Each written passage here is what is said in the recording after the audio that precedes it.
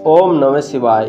ओम नमो नारायणाय। हे शंभु, हे त्रिपुरारी, हे नारायण, हे दीनबंधु, हम आपके चरणों में श्रद्धा से नमन करते हैं। हे शिव शक्ति के तेजस्वी पुत्र सकंद, हे समय के अंतिम योद्धा कल की अवतार, आज के इस शुभ दिन हमें वह शक्ति दीजिए कि हम अधर्म से लड़ सकें, अपने भीतर के अंधकार को पहचान सके और धर्म के प्रकाश में एक नया जीवन शुरू कर सके। क्या आपने कभी एक ही दिन में दो महाशक्तियों का संगम देखा है?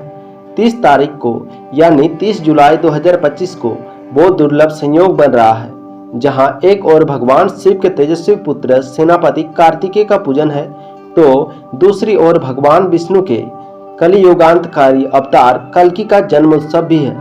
ये दिन केवल एक पर्व नहीं, ये दिन है अधर्म के अंत और धर्म की पुनर्स्थापना का प्रतीक।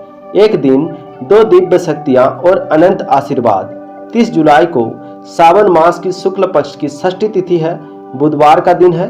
सूर्योदय होगा सुबह 5:32 पर। षष्ठी तिथि आरंभ होगी 29 जुलाई की रात 11:10 से और समाप्त होगी 30 जुलाई की रात 9:45 पर। पूजन का श्रेष्ठ समय होगा सुबह 6 बजे से लेकर दोपहर 12 बजे तक। इस शुभ मुहूर्त में यदि आपने श्रद्धा से प्रार्थना की तो जीवन की कठिन राहें भी सरल हो जाएंगी। सकंद षष्ठी का महत्व असाधारण है। भगवान कार्तिकेय जिन्हें गुरुगण या सुब्रमण्यम भी कहा जाता है, वो शिव शक्ति के तेज से उत्पन्न हुए और मात्र 6 दिन में इतने पराक्रमी बन गए कि उन्होंने तारकासुर जैसे दैत्य का वध कर दिया। उनकी पूजा से शत्रुओं पर विजय, रोगों से मुक्ति और संतान सुख प्राप्त होता है। इस दिन कार्तिकेय की प्रतिमा को स्नान कराएं, उन्हें लाल पुष्प, गुड़, तिल और धूप दीप अर्पित करें। मंत्र है ओम सकंदाय नमः। उनका 108 बार जप करें और अंत में चंपा या चमेली के फूलों से उन्हें प्रणाम करें।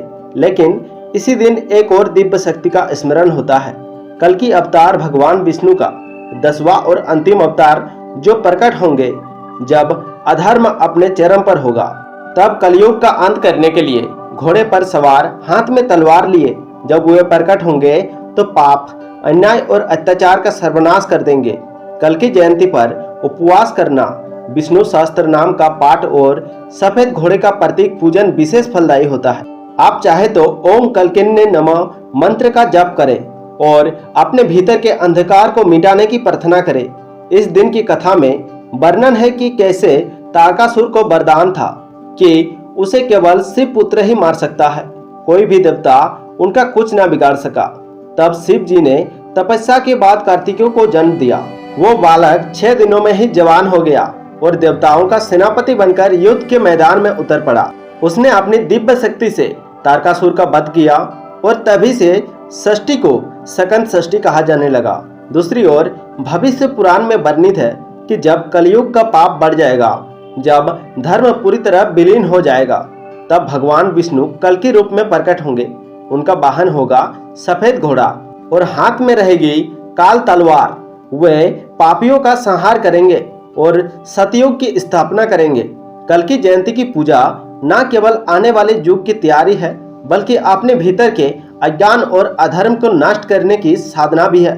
अगर इस दिन श्रद्धा से पूजा की जाए तो जीवन में सांस, शांति और सही दिशा की प्राप्ति होती है। शत्रु शांत होते हैं, ग्रहों का दोष मिटता है और परिवार में सुख संपत्ति आती है।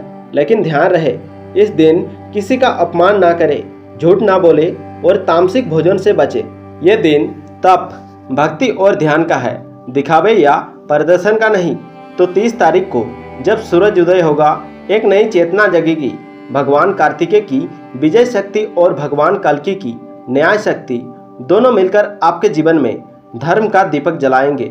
अगर आपने इस दिन को महसूस किया, अगर आप चाहते हैं अपने भीतर के राक्षसों का नाश हो, तो इस 30 जुलाई को दोनों देवताओं का ध्यान कीजिए।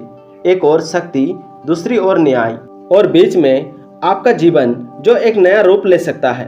अगर इस वीडियो से आपको भगवान के प्रति कोई आस्था जगा हो तो वीडियो को लाइक जरूर करें और कमेंट में जय सकंद देव और जय कल्कि देव जरूर लिखें। और हमारे चैनल को सब्सक्राइब करना ना भूलें, क्योंकि हम ऐसे ही धार्मिक और आध्यात्मिक कथाएं आपके लिए लाते रहेंगे। ओम नमः शिवाय।